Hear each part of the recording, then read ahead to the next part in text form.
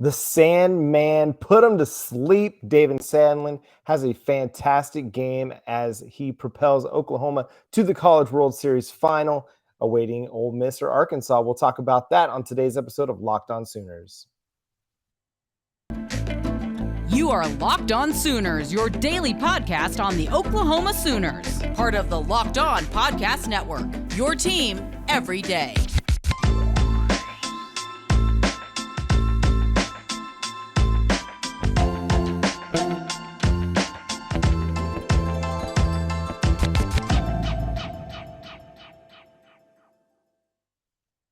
Matchup here, and the first pitch to Jimmy.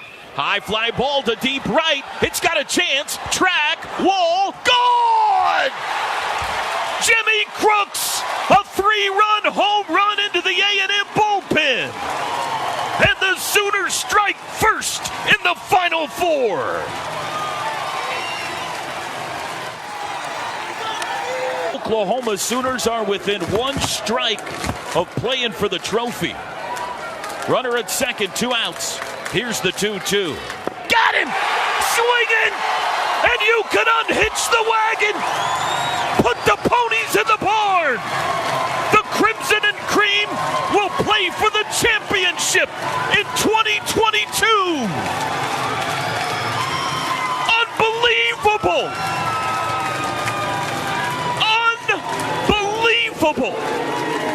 Oklahoma is into the National Championship Series. Final score on a Wednesday afternoon in Omaha. It's Oklahoma 5 and Texas A&M 1. And that is the great Toby Rowland on 1400 The Ref, the Oklahoma Sooner Sports Radio Network. Thank you for joining us on a thrilling Wednesday evening, recording at few hours after Oklahoma secures their spot in the College World Series final. I'm John Williams. You can follow me on Twitter at John9Williams, and he's Josh Helmer. You can follow him on Twitter at JoshOnRef. You can also hear him Monday through Friday from 9 to noon on the Ref 94.7 in Norman. Josh, what a great win that was for the Oklahoma Sooners. The Sandman. Oh, baby, did he deliver. 12 strikeouts. If you had on your bingo card that Oklahoma was going to get back-to-back starts where, respectively, Cade Horton and David Sandlin were going for career highs in strikeout numbers, probably you would have said, okay, yeah, they're 1-0 in the College World Series, and we're getting that the next two. Go ahead and pencil Oklahoma in. You know what? Throw that pencil away. Give me that Sharpie and go ahead and write down Oklahoma in the College World Series championship final. David Sandlin, for somebody that sparked a little bit of debate in circles amongst the fan base, in the media about whether or not that should be the option here in Oklahoma's third game of this College World Series. Boy, David Sandlin was tremendous with the 12 strikeouts. He really had Texas A&M off balance from the word go. And you saw it in the highlight there as well. Great calls across the board, as always, from the voice of the Sooners, Toby Rowland. Jimmy Crooks, Jimmy Barrels, the big bop early. That helped set the tone, too, for Oklahoma. I thought, John, though, the biggest thing, again, it was the Sandman in this game versus Texas A&M. For him to come out and early establish by striking out the side in that first inning. And I think he had 5 strikeouts through 2 that – it wasn't going to be the type of pitching performance for him that we saw against Texas A&M in the Sooners opening game of the College World Series against Texas A&M on Thursday. He was dominant straight away in those early zeros that he was able to put up onto the board. That paved the way for Oklahoma to, dare I say, comfortably march into the College World Series championship final. Yeah, if you can comfortably walk into a final of any championship, Oklahoma pretty much did that. You know, you talked about Jimmy Crooks. They got the 3-run home run in the first inning. And, I mean, that whole first inning was just Oklahoma dominance. The striking at the side in the top half, the 3-run home run in the bottom half. And as great as David Sandlin was, to me, the biggest moment of the game for him was that fourth inning. And you might even be able to argue the sixth inning, but the fourth inning, allows the first 2 runners to get on base, 2 on, nobody out, and you're like, okay, what are we going to do here? Is this going to be a moment where Texas A&M is able to scratch back into this thing and make it a game? And no, he just then goes and strikes out the side there, completely shuts down Texas A&M at that point. And it has to be deflating if you're the Aggies. Like, you get 2 guys on after you've struggled really to get anything going offensively, and then he just slams the door on you. And then in the 6th inning, they get the leadoff home run from Dylan Rock to make it a 4-1 game, I believe, at that time. And then what's he do? He comes back and he gets the rest of the side out. No other threatening from the Texas A&M Aggies. And yeah, a clutch performance. Like, this was absolutely huge. I wrote about it on Sooners Wire that this was a bounce back performance of the ages. In his last start, 3 2/3 innings, gave up 5 runs, came in a relief appearance as well, and struggled, only registered 1 out before giving way to Trevin Michaels. So I was one of the people that wasn't so sure if he would be the best idea. It shows you how wrong I can be. Skip Johnson trusted his instincts, his gut, and really set the Oklahoma Sooners up perfectly for the College World Series final. Now you got Jake Bennett, Cade Horton on full rest, and their bullpen on full rest, because you didn't have to go to a Chaz Martinez. You didn't have to bring anybody else other than your closer, Trevin Michael, to finish this game out. Absolutely clutch performance by David Sandlin, and one I think that's going to just go on and live on in Sooners lore for a long time. Like, no matter how this final goes down, and if Oklahoma ends up winning the championship, that's going to be one of the key games and the key performances that really springboards Oklahoma into that spot and gives them the opportunity to have their lineup and their rotation set up absolutely perfectly for them.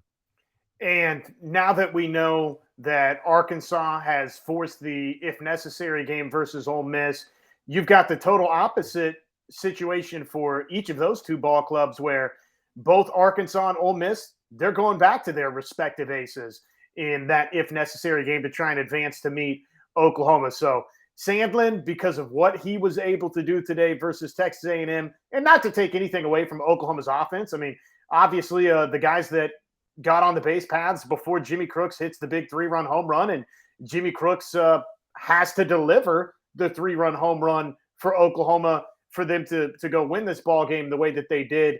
Not, again, to take anything away from the offense for Oklahoma, because they were productive once again. They set the tone in their own right. But now, because of what David Sandlin did, yes, you've got it set up to where you've got your ace ready to go in game 1 of the championship final on Saturday. You've got Cade Horton, who you feel great about in his own right after his 11th strikeout performance the other day versus Notre Dame. And then, oh, by the way, the other kind of, maybe under the radar storyline for David Sandlin in this is that if it gets to that point versus either Arkansas or Ole Miss in the championship final, John, now there's no debate about who's going to be starting that game with a national championship on the line for Oklahoma.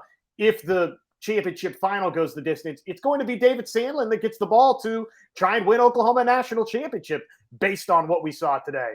Yeah, and you even feel good about if you want to pull him in, say in a 7th inning before you give it to Trevin Michael. You want to bring Sandlin in for a 7th inning to try and shut the door on whoever you end up playing as your kind of your setup guy.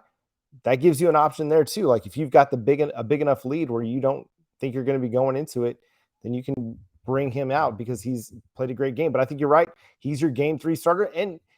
And Skip Johnson wasn't even sure that Cade Horton would be your game 2 starter. He kind of alluded to the idea, but he's like, I could go either way with those guys. I could go with Cade. I could, he'll have 5 days or 4 days rest at that point when you get to Sunday, and you could even bring back David Sandlin if you need to. So I think you got options, and that's the beauty of what Oklahoma's been able to do in the College World Series to this point. It's absolutely tremendous. And the other thing that you need to note is how well the defense played, because there were opportunities for them to make some great plays in the field. They turned 2 for Trevin Michael to get out of the 8th inning.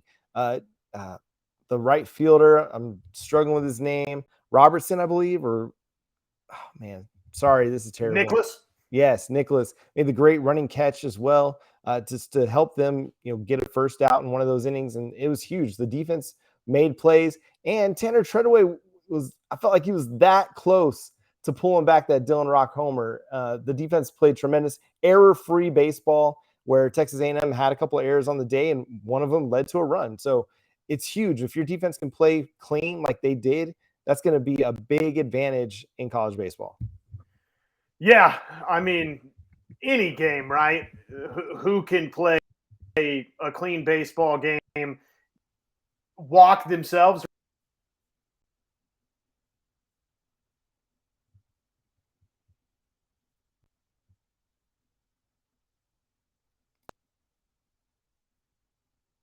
And we've lost Josh's connection here for a second, but he's going to be back with us. Josh, you were talking about just who could play the clean game, and how that is such a great advantage for whichever team is able to play error-free ball.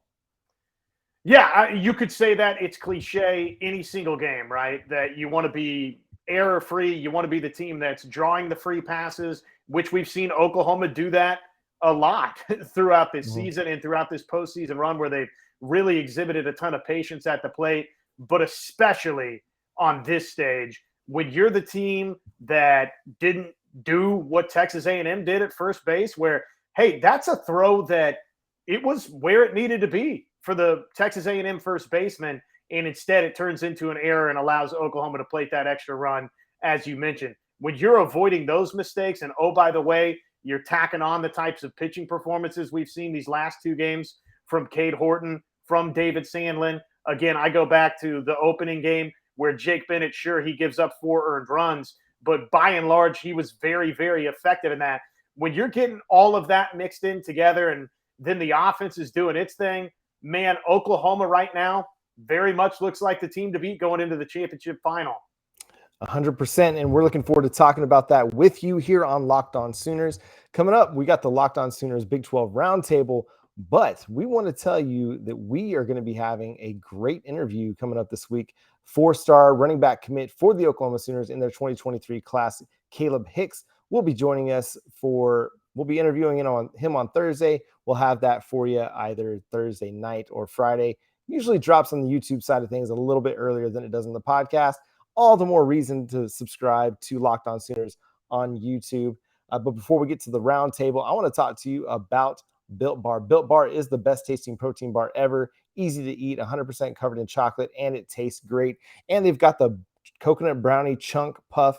If you've had the coconut brownie chunk, which that's one of my favorite Built Bars, try the puff. It's a marshmallowy, great tasting protein bar for you. It's got all of the brownie goodness, the fluff of the marshmallow, and it's fantastic. Low calorie, low sugar, high protein, and it's all delicious. So go to built.com right now. Use promo code LOCKED15 to get 15% off your next order over at built.com. Again, thank you so much for making Locked On Sooners your first listen every single day. Make sure you tuned in for our interview with Caleb Hicks later this week. Can't wait to get to know him a little bit better, like we've done with Jackson Arnold and Joshua Bates. We're going to talk football. We're going to talk his recruitment, and we're just going to figure out what are the things that he likes to do off the football field as well.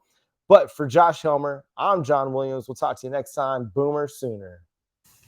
It is the weekly Locked On Big 12 Roundtable. My name is Josh Neighbors, the host of Locked On Big 12. Jake Hatch is here. He is the host of Locked On Cougars. John Williams is here, the host of Locked On Sooners. Steven Simcox is here, the host of Locked On Horned Frogs. We're discussing the NCAA football video game returning tonight, and also some comments made by ESPN's Jimmy Pitaro about the future of the Big 12 Conference in the short term with Texas and OU. We'll get to that and more coming up on today's show. You are Locked On Big 12, your daily podcast on the Big 12 Conference, part of the Locked On Podcast Network, your team every day. All right, once again, everybody, Josh Neighbors, that's me, Jake Hatch, Steven Simcox, John Williams are all here. We saw an article today. It was from Desert News, but also it was quoting an article that ESPN's Jimmy Pitaro had done with Richard Deitch over at The Athletic. And he had basically said that OU and Texas will remain in the Big 12 until 2025. He says, quote, once Texas and Oklahoma are in, we have 16 out of conference games, one per team. Well, with Texas and Oklahoma, it will be 2025. So in 2024, it will be 14 games. That's the deal that we struck with the SEC a year ago. All right. So we actually were talking about this before. John and Steven are on disagreeing, actually opposite sides of this. So, John, you think this is just lip service? That's what he's supposed to say. A deal could still get done. Ostensibly, yeah. Yeah, I mean, the narrative is already out there that ESPN has a hand in the realignment that's happening, that this is going to be better for them as a network because the SEC is going to be stronger with these two powers coming over. And for him to, I mean, any executive isn't going to give away the plan, right? We didn't hear about any talks, any negotiations about Oklahoma and Texas moving to the SEC until it was already like done. You know, it's something that had been discussed like early in the year, maybe in the winter of that year. And then we didn't hear about it until the summer. So it was something that was under wraps because ESPN has already kind of been like alluded to have quote unquote orchestrated this by the conspiracy theorists of college football. To have a chairman, well, rational minds, but okay. Yeah, to have an executive, like, he's not going to go out there and admit, yep, they're coming in 2023 or even 2024. It doesn't serve him any good, especially if any future lawsuits come against the network for potentially having been involved in orchestrating this move. And it doesn't serve Oklahoma or Texas any good in their negotiation for buyouts from the Big 12 if they're wanting to exit early. I still kind of stand on the idea that they're going to leave in 2023. There have been reports that they're going to leave in 2024. It's not a coincidence that those reports came out from The Athletic that they were going to go in 2024 or looking to go in 2024. And then not much longer after that, we have an ESPN executive saying, no, it's going to be 2025, guys. Like, everybody slow down. There's a reason for all of this. All right, Steven? Yeah, I mean, I think overall, I think we all agree that this is a dumb situation. Like, that's sort of the overarching theme of this discussion is that obviously these two teams want to leave. The Big 12 at this point doesn't want anything to do with them because they want to leave. So just get a deal done. Now, I think there is actually some substance to this. I understand what John's saying, that this could just be an executive like reading off the details of a contract, which is what he's supposed to do. But I think this is out there enough that he, like, if there was sort of a wink going on, he could at least level with everyone and say, like, hey, we're negotiating this, but here's where it is right now. The fact that he didn't even really allude to that tells me that maybe this is more likely than we want to admit. I want them gone. And it's not anything against Texas or Oklahoma. Like, I get it was a monetary decision, but, like, just get out. If you don't want to be here, like, get out. And I don't even care if the Big 12, like, waives the fee and says, just go. You don't have to pay us money. Okay. All right. Let me stop you there.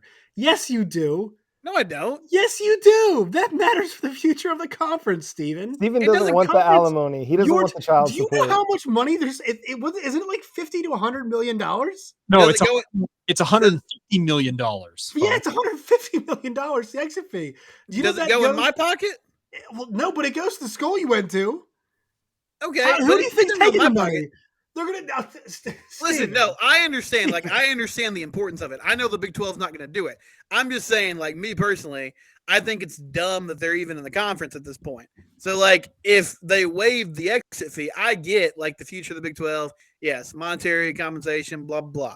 I don't know. Like, tell Heim Barbecue in Fort Worth to put $50 million up. They're probably not doing that. Like, make it work. I just, like, they don't need to be there. It's a silly situation. Make it work. I'm not the one paying the expenses.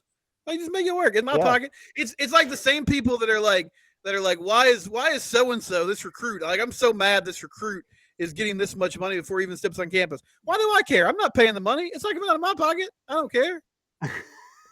Man, I miss you, Steven. Jake, as somebody who's covers and sports team that has come into the conference, do you care about said payments? Because I believe those would also be going in BYU's fund as well. Yeah, the reported buyout for both those schools is between 75 and 80 million. So you're telling me I have between 150 and 160 million reasons why I should want that? Yeah, I want that if I'm BYU. It's not going to you, Jake. At It's BYU, not going It's going to schools. Hey, here's the thing.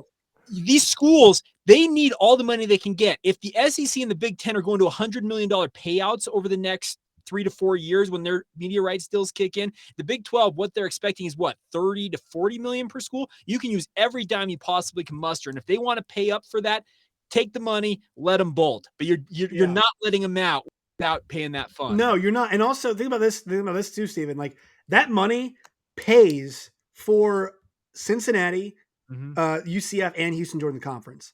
There's your remaining. If you were to divvy up whatever it is, I bet they have to pay a little bit extra. So I think that, let's just say the number's 160. All right, let's say it's even 120. All right, let's just say it's even 120. 12 schools get $10 million.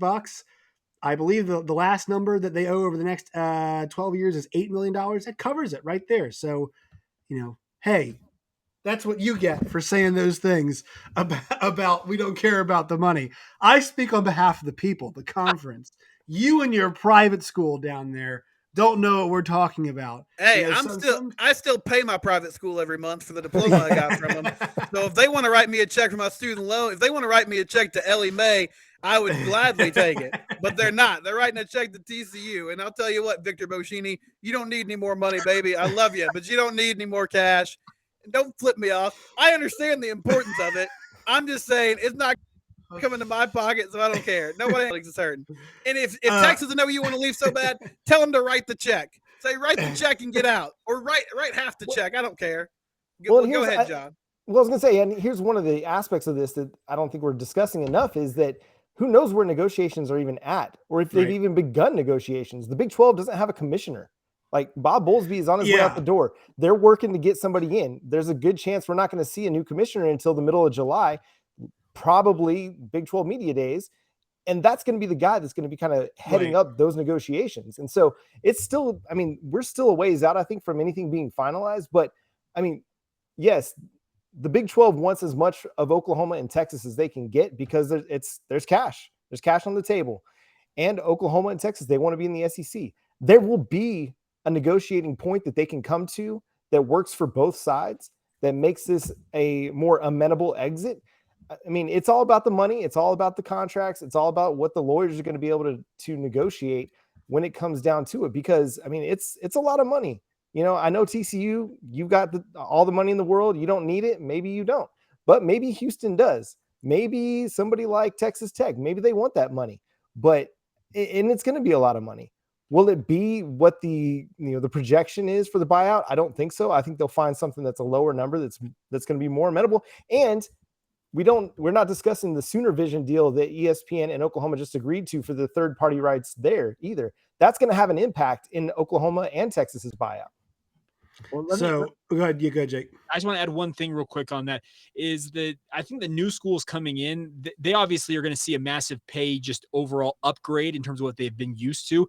But the other thing about this is I think that based on everything we're hearing, Texas can go. Texas has got the money. They could cough up the money if they wanted. Oklahoma, and John, you can correct me if I'm wrong here, but everything I've heard and read is that Oklahoma doesn't necessarily have that deep of a pocketbook to be able to pay that right now. I think it would be a negotiated number down there. I think the other thing about this is whoever that new commissioner is, if they come in and they're like Steven and they want them gone, then I think you'll see negotiations take off at that point. I think it'll really depend on who they select as the new commissioner and what their kind of game plan is. If that's high on their priority list, I think you might see a negotiated buyout.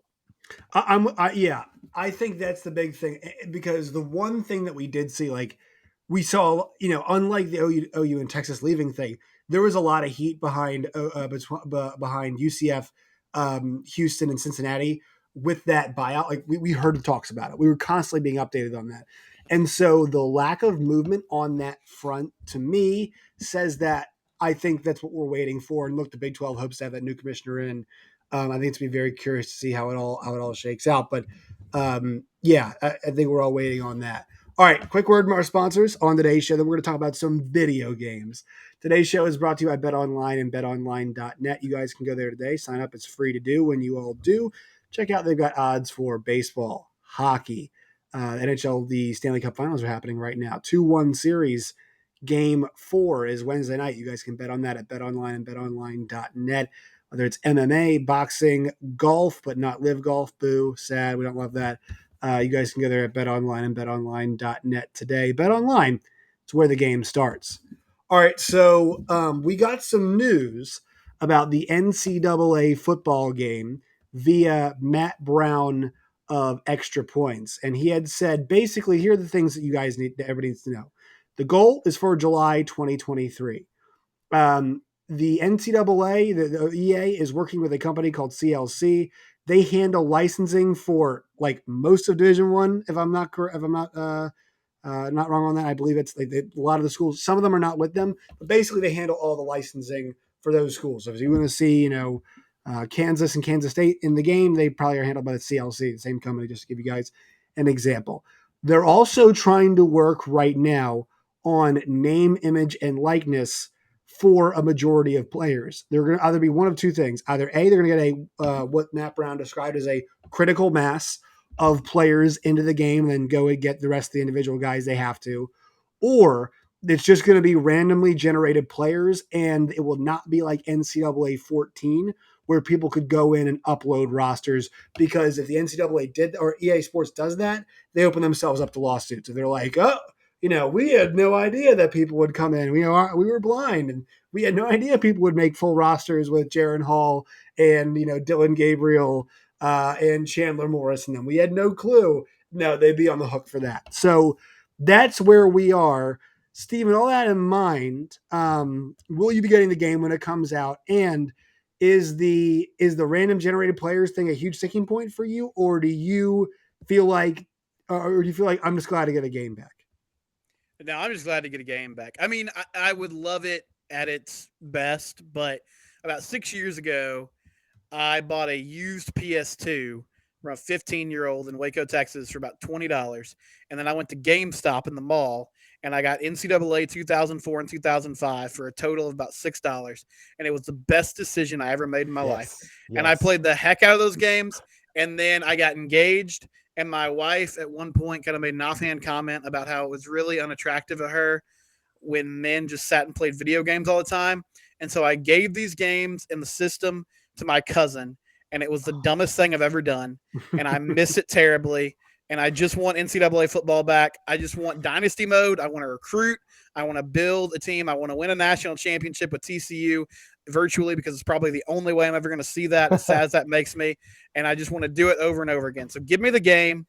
I would love the officially licensed. So you wouldn't care version. if it's just random. You don't care if it's random. I mean, I don't care if it's random players. I want it to be, at its best with the names on the jerseys and the names of the game. But even if it's just randomly generated players, I just want the game itself. I want NCAA basketball back as well.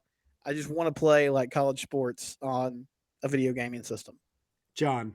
Yeah, I'm pumped. I'm stoked. I'm going to get it. And I'm kind of like Steven. I don't care what iteration we get it back. I just need to run some triple option. Like, give me some triple option out there, out on the football field. Let me take the University of North Texas, because that was the team I loved to play with, because I love to like build them up, schedule the 3 powers as my non-conference games, go in there, beat them, just running straight dive and option plays nonstop, and get UNT into the Big 12 by knocking out somebody else and then win national championships. That was a lot of fun. I mean, obviously you could have won with Oklahoma. That'd be a lot of fun too. But there's something about taking something like Akron or UNT and building them into a national power and getting into the Power 5 and earning your way up the leaderboard. And so, yeah, one of my favorite things to do is take one of my running backs, either the first or second guy on the depth chart, make him a quarterback, and then just run the option nonstop.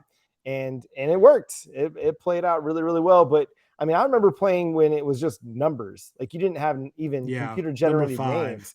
Yeah, you were just running numbers out there.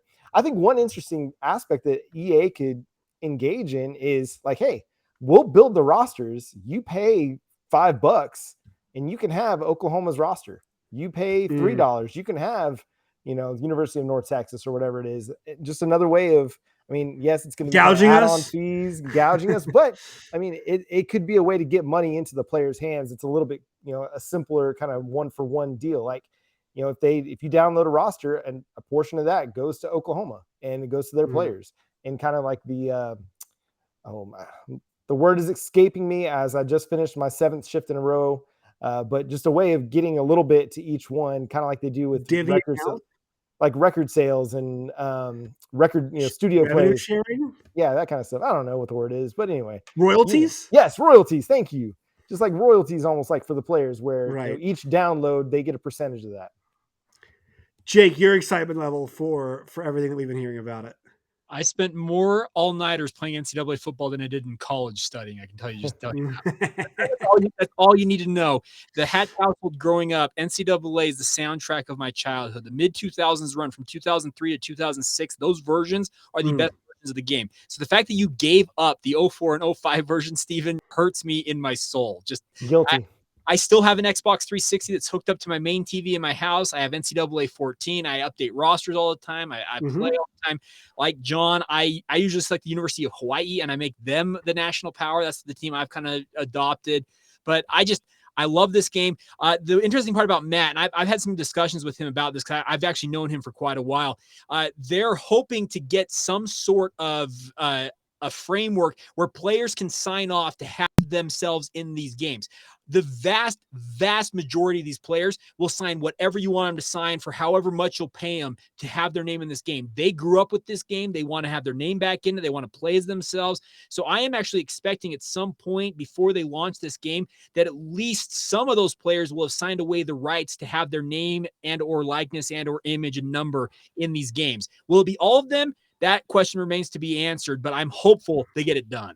Yeah, I think for these kids, like, a copy of the game is something they should get 100%. And like, I think a lot of kids would take a copy of the game like $100. Hey, John, the one other thing I pass along to you guys is I have a deal with my wife. I told her when there was rumors about this game coming back, I haven't bought a new version of a game system since the Xbox 360. And when this officially becomes official, I guess when the word comes out, she has agreed to let me buy a PS5 or an Xbox, whatever the new Xbox is, so that way I can play the game. It's a deal I have with my wife that's in place. So, dude, I'm gonna have to work on the terms of that. I know you guys. Send me the contract, Jake. You can run that. You can run a copy of that by your wife. I think another thing that is, a lot of people are in the weeds on this stuff. So one thing to me, it's going to be really interesting is, are they going to create their own physics engine, or are they going to reuse the Madden physics engine? And so for those of you who do not know, the physics engine is basically what the game looks like, how it operates, how it moves, how the players catch the football, how if they run into their offensive lineman, will they be thrown back 10 yards like the old Madden games? Can you turn on a dime, or is it more realistic with the turning? The old NCAA video games used to use the Madden physics, the previous year's Madden physics engine. And I think a lot of people are going to be, this is something to watch, y'all. People will be clamoring for a new physics engine. Yes, without what we're all saying, we love taking North Texas, we love taking Hawaii, TCU. There will be a riot though if the physics engine, like having that back in our lives will be great. They do need to stick the landing. The game does have to be good. And I actually don't think it'll take a whole lot, but I think that's the one area I'm looking at. Is there anything else you guys think is a must-have for the game, whether it be a dynasty mode or improved recruiting? John, I'll go to you first. Oh, Jake, go ahead. In the dynasty mode, you've got to have NIL in some form or fashion. I don't know how you put it into the game, but it has to be a part of it. It's going to be random. We all know that. Like, quarterback X has gotten $1 million deal from insert. Yeah. So you need to integrate that somehow. The transfer portal's also got to be a part of it. So those are the things those will be very new things that people have to deal with in this version of the game that maybe have played the old versions. That's going to be a new wrinkle to all of this. John, can we get real coaches in it? Like, can we get Saban and Jimbo and give them a little bit of personality? Like, hey, Jimbo just said this about Alabama. Nick, how are you going to respond? I don't know. They have that for FIFA where it's like, do you want to criticize the team you're playing this week? And you're like, they're a bunch of bums before the game happens and stuff like that. So I think that'd be super interesting. Steven? Yeah, well, what Jake said made me think I would love like a bagman mode. Like, can we get a choose your own adventure where you're trying to pay guys and under the table, over the table option? Yeah, you get to be in, if you spend enough money, you get to be like a shadow coach and like call some plays. Like, that's fun. I like this idea. I think Bagman mode would really take it to the next level. Can we call it Phil Knight mode and just have some fun? Yeah, yeah. Phil Knight mode. I mean, that stuff's going to be really interesting because I think it's like, yeah, how do you handle transfer portal? How do you handle the recruiting stuff with NIL?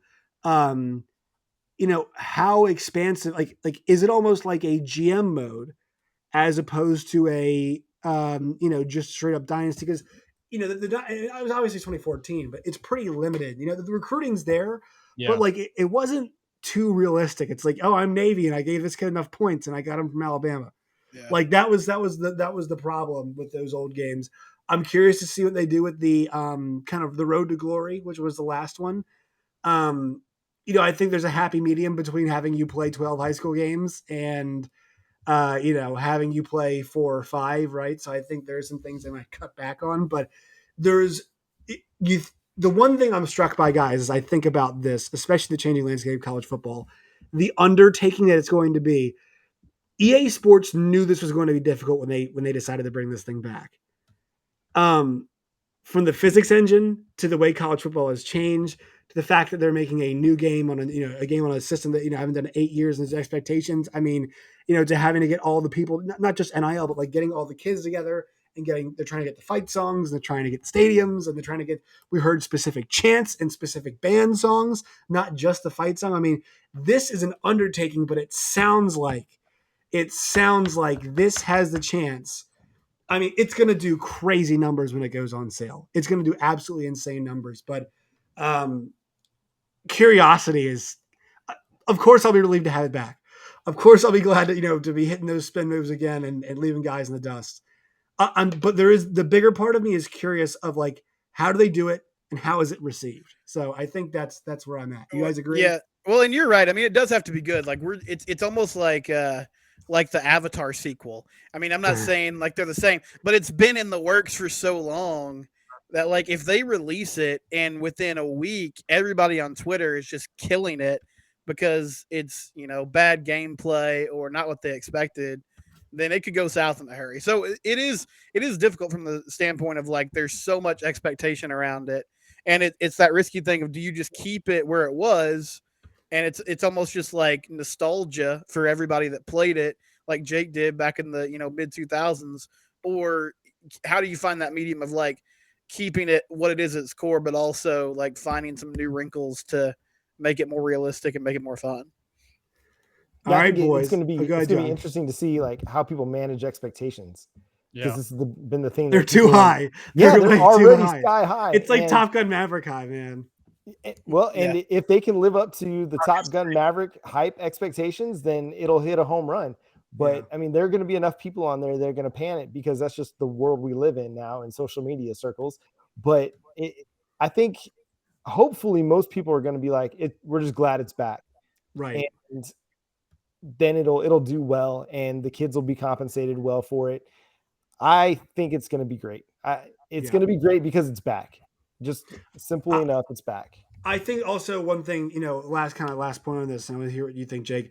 I think if they give us enough stuff, like cool stuff in the game, we might be able to excuse bad gameplay for maybe a year or two, and then they can slowly kind of ease their way back into making it like a really fun, playable game, I guess. Well, and the thing about it is, and I know that they're targeting and releasing it next summer, and I'm all for getting it as soon as possible. But even if I'm just going to say this: if they need to delay it one more year to potentially get it to where they think it needs to be, make sure the players are part of it.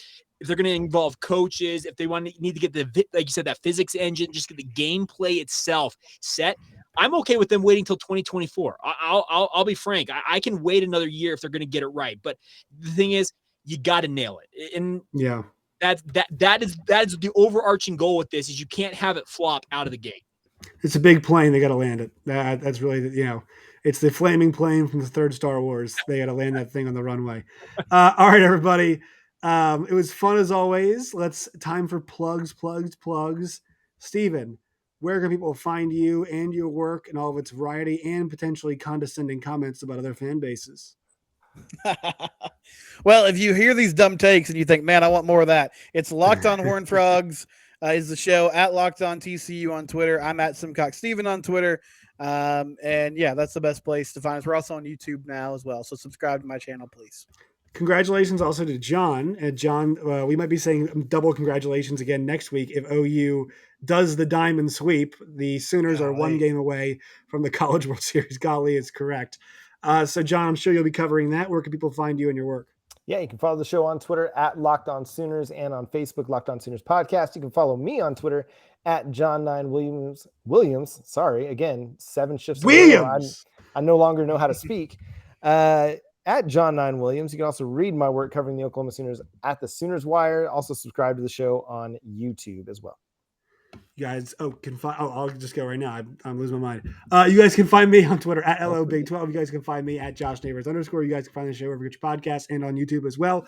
Jake Hatch, last but not least. Yeah, search out Locked On Cougars, Facebook, Instagram, or Twitter. It's all the same handle. You can find us there. We're on YouTube, wherever you podcast. Just search Locked On Cougars or Locked On BYU. We found out if you actually still search Locked On BYU, it pops up that way as well. So it should be easy enough to find. If you want all of my thoughts on all things sports, my personal Twitter handle, you can find me. Jacob C. Hatch is the handle.